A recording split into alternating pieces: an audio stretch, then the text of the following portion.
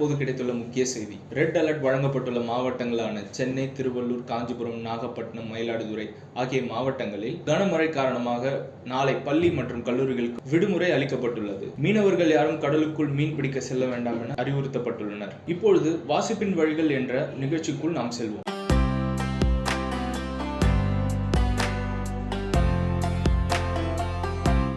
வணக்கம்.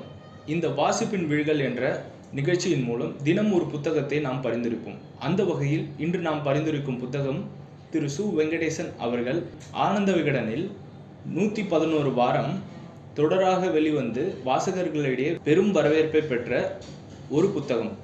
அந்த புத்தகத்தின் பெயர் வேல்பாரி.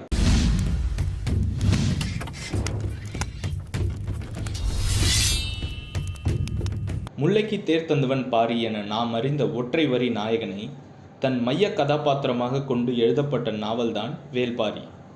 பரம்பு மலையும் தன் குடிலையும் நேசித்து ஆட்சி செய்து பாதுகாக்கும் ஒரு குறுநில மன்னன் தான் பாரி.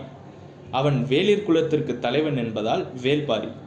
பாரியின் புகழ் மீது பொறாமை கொண்டு பரம்பு மலையின் அரிய விலங்குகளும் பொருட்களும் வேண்டும் என்று சேர, சோழ, பாண்டியன் என 3 பெருவேந்தர்களும் ஒன்றாக சேர்ந்து பாரியை அழித்தொழிக்க பரம்பின் மீது முற்றுகையிடுகிறார்கள். அதற்கு பிறகு என்ன நடக்கிறது என்பதே கதை.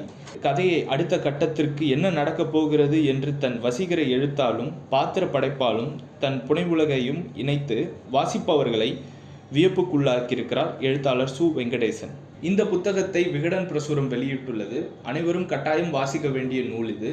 இந்த நூலை படித்த பிறகு பாரியிடமிருந்து சற்று விலகி வருவது மிகவும் கடினமான ஒரு செயல். பாரியோடு பரமநாடு எங்கும் பயணிப்போம். பாரி சூழ்ச்சிகளை வென்று வெல்வானா என படித்து பாருங்கள். மீண்டும் நாளை ஒரு புத்தகத்துடன் உங்களை சந்திக்கிறேன். உங்களிடமிருந்து விடைபெறுவது உங்கள் நான்.